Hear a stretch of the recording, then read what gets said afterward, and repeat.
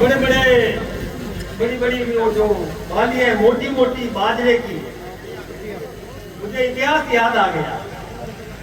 जब शेर शाह सूरी ने हिंदुस्तान पर शासन किया था तो उसने चढ़ाई करने की कोशिश की, जोधपुर से आगे बढ़ने की कोशिश की, तो उसको दांतों चने चबाने पड़े और उसको कहना पड़ा कि मुट्ठी पर बाजरे के लिए मैं इसके बदले में हिंदुस्तान की सल्तनत खो देता। ये इतिहास गवाह है। इन योद्धाओं के बीच में आकर के मैं ये बात कह रहा हूं। बड़े बहादुर लोग हैं यहाँ के, बहुत बड़े योद्धा हैं यहाँ के लोग। और हिंदुस्तान किसी से कम नहीं था। आपने इतिहास में पढ़ा होगा कि महाराणा प्रताप ने एक ही तलवार में बैरम खां सहित घोड़े को चीर दिया था। इतिहास गवाह इस बात का। और छत्रपति शिवाजी ने उस अफजल खां, जो बड़ा विशाल काय अफजल खां, अपने बगने से उसकी आंखें बाहर निकाल दी और उस 32 दांत के बकरे की बलि चढ़ा दी। तो हिंदुस्तान किसी से कम नहीं है। लेकिन फिर भी अभी कैलाश जी कह रहे थे कि हिंदुस्तान गुलाम हुआ। क्यों हुआ भाई? ये इसीलिए हुआ कि हम आपस में बटे हुए थे, बिखरे हुए थे, हमें एकता की कमी थी। तो आज मैं आपके बीच में इसी निमित्त आया हूं, इसीलिए आया हूं कि हमें संगठित रहने की जरूरत है, क्योंकि हिंदुस्तान की सीमाओं पर आप विराजमान हैं। देश पर किसी भी प्रकार का संकट आता है, बाहरी संकट, तो सबसे पहले सीमावर्ती क्षेत्र के नागरिकों को भुगतना पड़ता है, उनको मुकाबला करना पड़ता है। और आप भी उसी इलाके के निवासी हैं।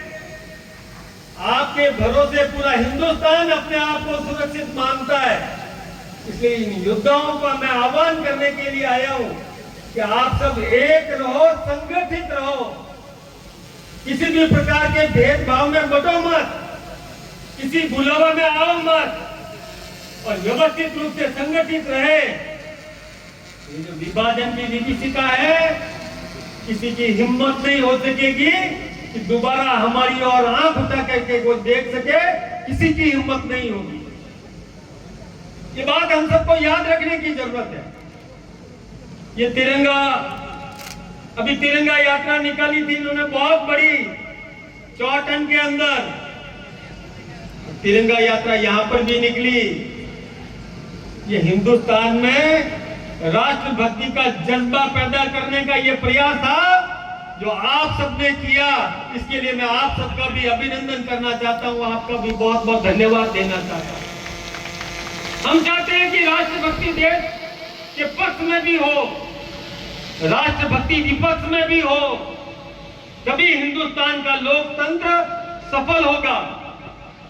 अभी कैलाश जी कह रहे थे कि जब हमारी सेना दुश्मनों के दांत खट्टे करती है, दुश्मनों की सीमाओं में जाकर के मारती है, और उस समय हमें गर्व होना चाहिए। लेकिन जो लोग हमारी सेना से सवाल पूछते हैं, उनके प्रति घृणा नहीं होनी चाहिए क्या? होनी चाहिए कि नहीं होनी चाहिए? उनके प्रति घृणा होनी चाहिए। और वो लोग जब आपके बीच में आए, उनका कान पकड़ करके पूछिए कि जब देश पर संकट हो और दुश्मन की भाषा बोलते हो, तुम राष्ट्रभक्त नहीं हो, इस देश का खाते हो और गीत दुश्मन के गाते हो, ये हिंदुस्तान का सम्मानजनक नागरिक कभी भी बर्दाश्त नहीं कर सकता। मैं आप सबके सामने ये बात भी कहना चाहता हूं कि जिस प्रकार से हमारी सेनाओं ने बहादुरी दिखाई, उसके पीछे आपका भी शौर्य सम्मिलित है, क्योंकि आपने भी सीमा पर रहकर उनको जो जरूरतें थी, चाहे खून देना हो, आप लोग तैयार थे, कोई खाद्य सामग्री देनी है, आप लोग तैयार थे किसी भी प्रकार की कुमुक पहुंचानी हो तो आप सब लोग तैयार थे। मैं आपके बीच में उस समय भी आया था जब ऑपरेशन सिंदूर के बाद में तिरंगा यात्रा हुई थी, तब मैं आप लोगों के बीच में आया था और सैनिकों ने मुझे जैसलमेर में कहा कि मैं इन नागरिकों का भी अभिनंदन करना चाहते हैं, हम लोग इन नागरिकों का भी धन्यवाद देना चाहते हैं जो हमारे साथ कंधे से कंधा लगाकर खड़े थे। हमारी ताकत बढ़ाने का काम इन नागरिकों ने किया था।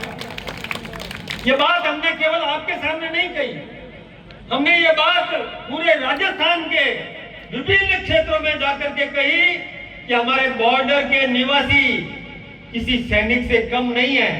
जिस प्रकार से एक सैनिक सीमा की रक्षा करने के लिए तैयार खड़ा है और वो हमारा बॉर्डर का नागरिक सबसे पहले कोई भी मुकाबला करने के लिए तैयार खड़ा है। जरूरत पड़ी तो वो सेना के साथ कंधे से कंधा लगाकर युद्ध लड़ने के लिए भी जाने के लिए हमारा नौजवान तैयार खड़ा है। ये कोई कम बात नहीं है, लेकिन सावधान रहने की जरूरत है। तो सावधान इसलिए रहने की जरूरत है कि हम भूल जाते हैं कभी कभी।